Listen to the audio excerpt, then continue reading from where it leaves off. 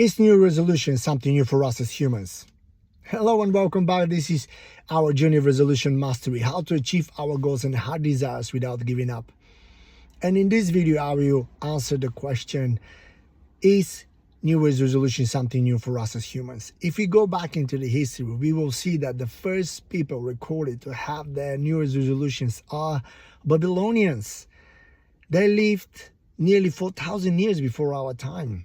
And during their celebration Akito, 12 days of feast, when they were celebrating in the middle of March, their New Year's time, they were committing themselves to their gods, and they were promising that they will pay off all their debts and they will return all their borrowed items.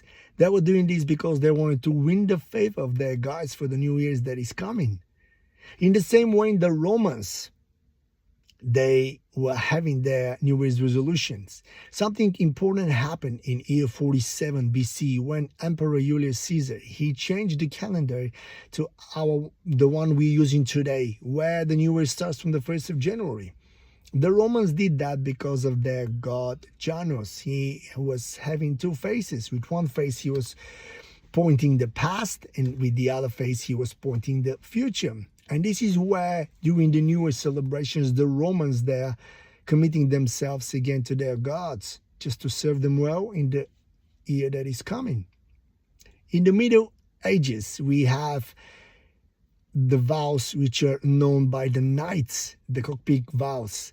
And this was the time when all the knights, they were recommitting and referring their commitment to knighthood.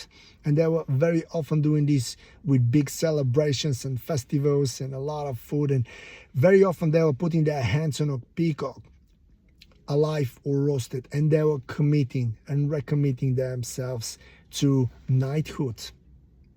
Today, it's a little bit different.